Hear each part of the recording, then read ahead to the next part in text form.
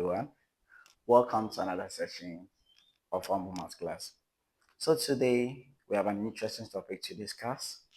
The topic for this class today is sets. I know we've heard of sets before. Today we are going to learn a lot on this topic. What are our objectives for the class? So our learning objectives. At the end of the lesson, I expect you students to be able to define a set, should be able to describe the form of set, should be able to add and subtract set.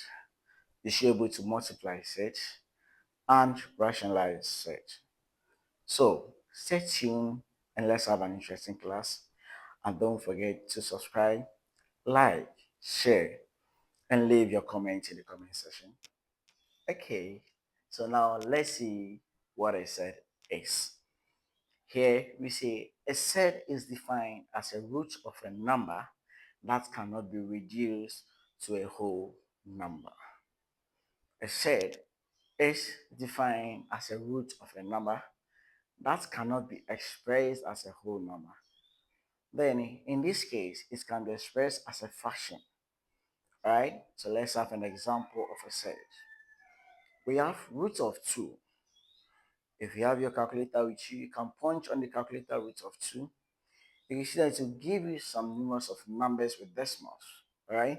The same thing, the root of 3, roots of 5, and roots of 7. So you can see that the calculator cannot express this set or cannot express this root number as a fraction.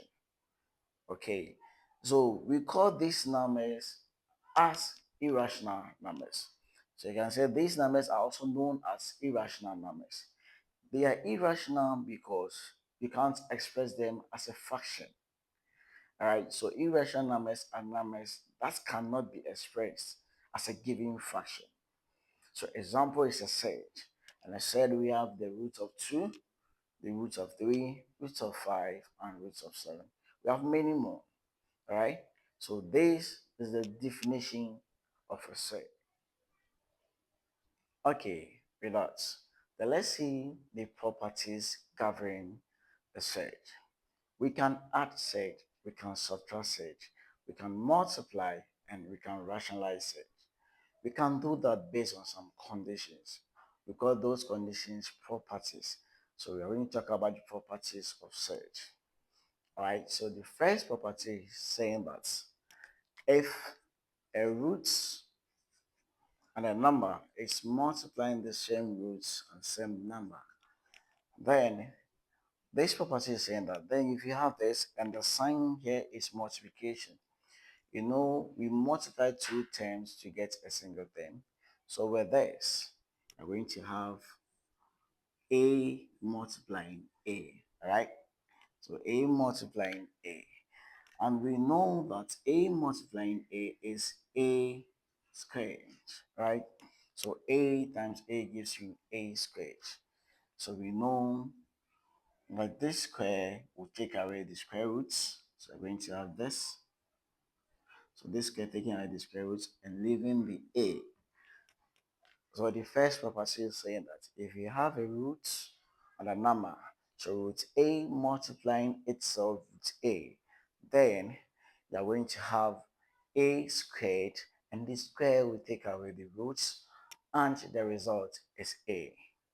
Let's have an example with numbers. So example, if you have root 2 multiplying root 2, all right? So root 2 multiplying root 2, so you are going to get 2 multiplying 2, right? So what will be the result? It's going to have, you're going to have 2 squared, 2 squared. So with this square will take away the roots here, leaving the 2.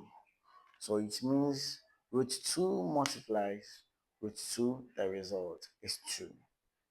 Okay, so that's the first property. Let's move on to the next property. The next property says if you have roots of a multiplying roots of b, here the numbers inside the root are different as compared to this. This is quite different from this. Here we have A and we have B. So it means that we have two different terms multiplying.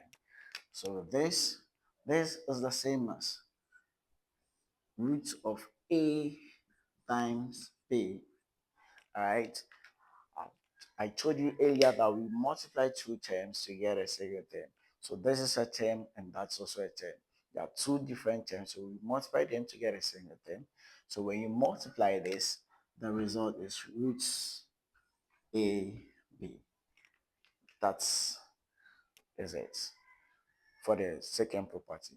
So let's have an example which involves numbers. So let's say you have root 3 multiplying root 5. Alright. So when you open your roots, you multiply the given numbers 3 times 5 and the result is roots 15,000.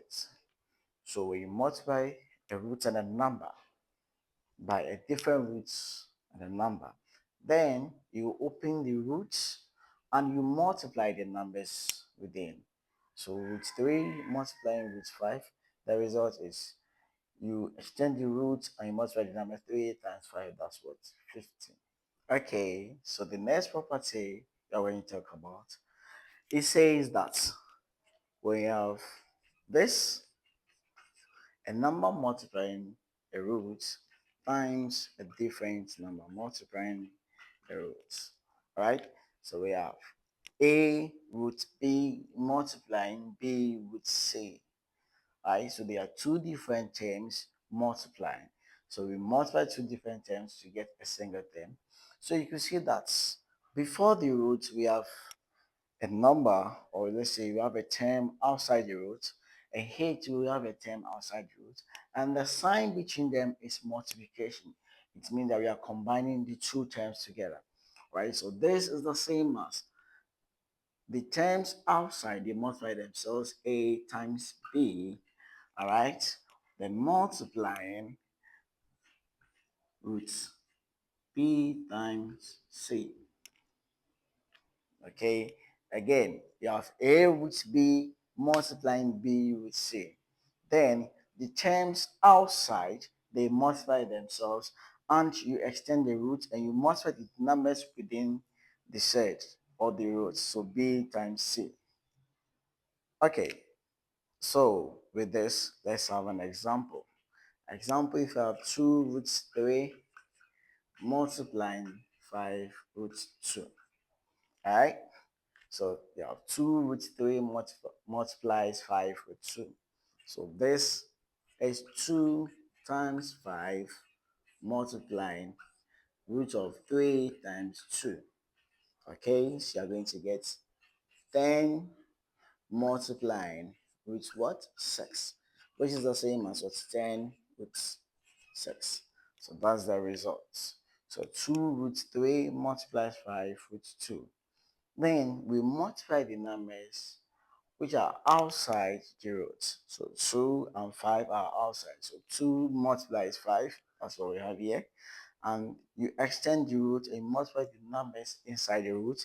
3 multiplies 2, that's what we have here. And 2 times 5 gives you 10 times, within the root you have 3 times 2, you have 6. And the result is 10 root 6. Another property. Another property says if root A on root B, if you have this, then this should be the same as we extend the roots, the ratio of A on B. So this is also known as the quotient property of set. The quotient property of set. So here we have a root and a number dividing another root and a number. So you extend the root and you make it A on B. All right. So let's have an example. If I have root 5 on root 2. So since the numerator and the denominator involves a set, or since the numerator and the denominator they have roots, I can extend the root as this and I'll get 5 on 2. So that's is the results. All right, so let's see another property. The next property says that if you have a number multiplying a set, then this is the same as a root b, right? A number multiplying a set. And I told you earlier that we multiply two different terms to get a single term. So this is a term and that is also a term. So we multiply these two terms, we are going to get a single term as that. So example, if you have 2 multiplying with 3, the result is 2 with 3. Alright, so let's talk about the last property of the set. The last property of set says that if you have A multiplying with B times C multiplying the same roots B, right? So we have two different terms outside and we have the root number being the same. The root and the number are the same. But what is outside the roots are different. All right, so how do we solve something like this? So the same idea, you multiply what is outside, right? So A times C. And here, what you do is you multiply the set, right? So times B times B. I read together. So A root B times C root B. So this is what you're going to have. So you're going to have AC times B squared. So we already know that this square will take away the square roots. We'll take care of the square roots. So you're going to get AC times B. That's what ACB. All right.